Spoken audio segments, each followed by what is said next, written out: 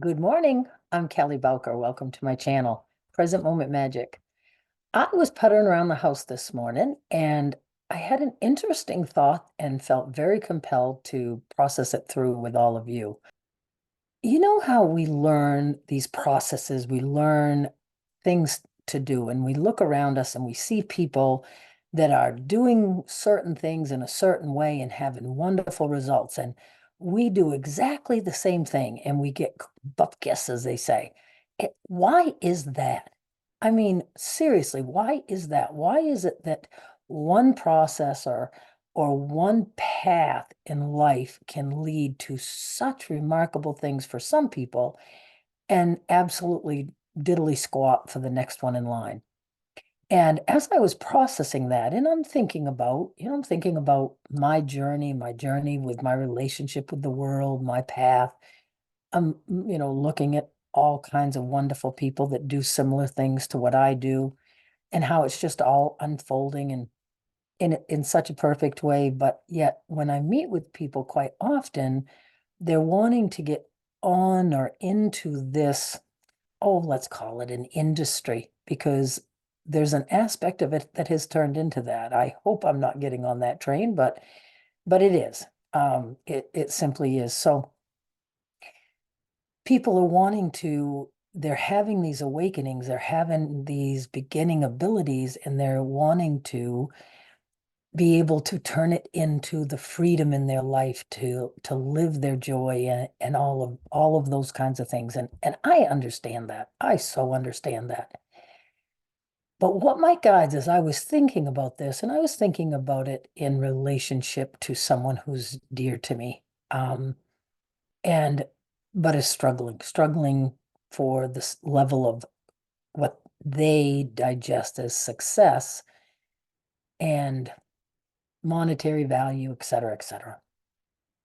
So I was thinking about them and basically the guides dropped into my mind and said, before we came forward, we decided the big nuggets that this turn on planet Earth was going to give us. It could be all kinds of things. It could be finding your way to true unconditional love of self. It might be finding your way to humility. It might be finding your way to joy, experiencing the true essence of joy. Whatever your purpose is, your higher self. Remember when my guides gave me the visual of being the avatar? And we have our higher self that's sitting on the couch with the remote control, giving us the nudges, helping us to navigate our life to the ta-da moment. What the ta-da moment is for us. So when I was thinking about this, the guide said, if your conscious, deliberate, intentional human brain has glopped onto an idea that this is what I'm going to do, this is my purpose, and it's a lovely purpose, it's a wonderful purpose, it's a high purpose. I look at this one and this one and this one, and they're doing such good work in the world, and I want to help the world. So this is my purpose. And yet it doesn't come to fruition, and it doesn't come to fruition, and it doesn't come to fruition. It's because it your true purpose is calling you forward. And your true purpose is going to be wonderful, and it's going to be filled with all the aspects that you truly want out of life. All the things that are going to give you the real parts or manifestations, relationships, self relationship. Your true purpose is going to result in all of that. And there will be that moment when you can look back, or we all can look back, and I certainly can right now, and see, oh, okay, that's why that was so difficult right there, because they were guiding me to this. And then they were guiding me to this. So I just want I just want to share that this is a personal journey. It is your turn on the merry-go-round called life. And it is for you to find your way to your own personal expression of your divinity, remembering your way back to who you really are. And I just invite you to think about the decisions in your life through that lens. Because if you are focused and goal oriented and plugging away and it's difficult and it's hard, but you know it's for the highest good, so you keep on plugging, you're defining your highest good. You don't know, neither do I know from moment to moment what our highest good is. The guides want to invite us all to that ability to navigate life with the knowing that every single thing that's happening in your life in this present moment is happening for your highest good. And I know that some that listen to this may be going through some really difficult things, but I've been through really difficult things, and I'm not comparing. And I know that life can be really hard, and I'm not comparing. I'm saying that when you make it through it, you can look back and be, oh my, you can see the blessings that were in it for you. For me, one of the big ones was prior to my awakening, I was so unhappy in my own skin. I had no reason in my life to be unhappy, but I was very, very unhappy. And I couldn't figure out why. And things just kept getting harder. I kept getting sicker. I kept getting just putting more difficulties in my path. I was creating it all because my higher self was calling me to joy. And yes, is this joyful for me? It is, but it isn't what they were calling me to. It is my life. It's my relationships with my family, my relationships with the people that I love in my life. The ability to have a moment of such pure peace and joy. Not always, certainly, but I know that it's there.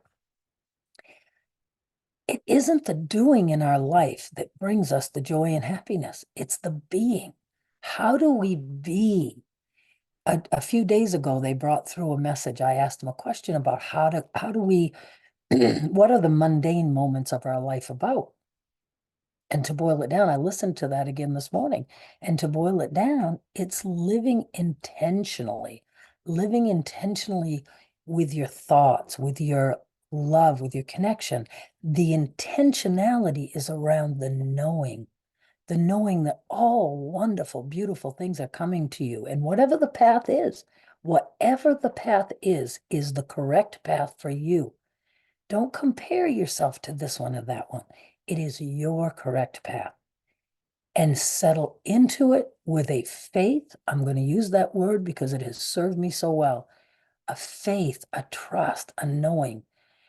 They've given me examples. They've shown me like getting up from this couch and tripping, falling, and smashing my face and breaking my nose. How long would it take me from oh my God, this is horrible, to, okay, well, something in this is for me.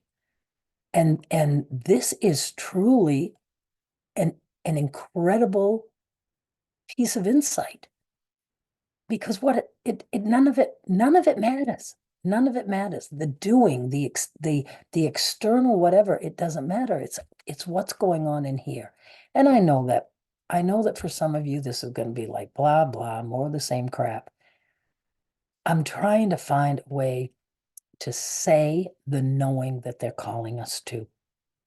They're calling us to the knowing that you are supported by legions of loving, beautiful beings of light, angels, loved ones, non-physical and physical beings that we can't see across dimensions and realms, that love us and are helping us and are giving us the nudges. The nudges are the discomfort when something doesn't feel easy, when something feels like it's a struggle.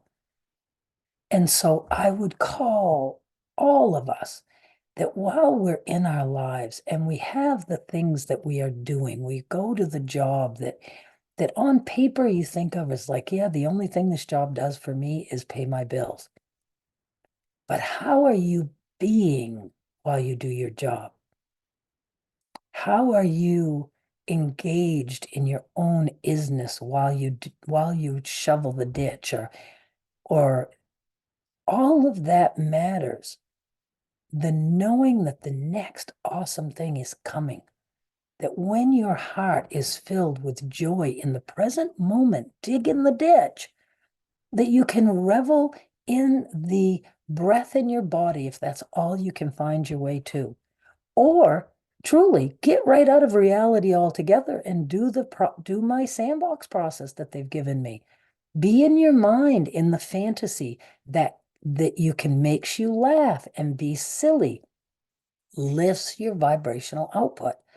Because when you can take yourself, when you think of where is my vibration the most of the time, am I in my mind worrying and planning and thinking outside of the present moment?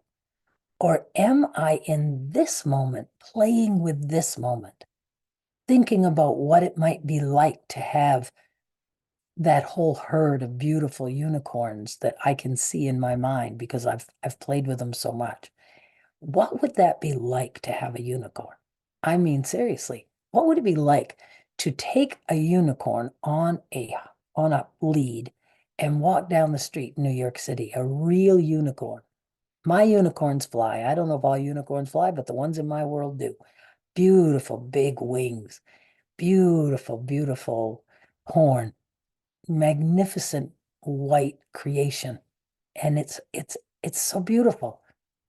So while you're doing the mundane crap that you're not all that crazy about, it's not a judgment that you're not all that crazy about. You just, in your mind, you step into another world. And we have that creative ability. And when our vibration is in that awe and wonder and fun, you just don't know what's going to be coming around the corner. It's when those new opportunities will present themselves. So I just wanted to share that this morning. Blessings and love to all of you.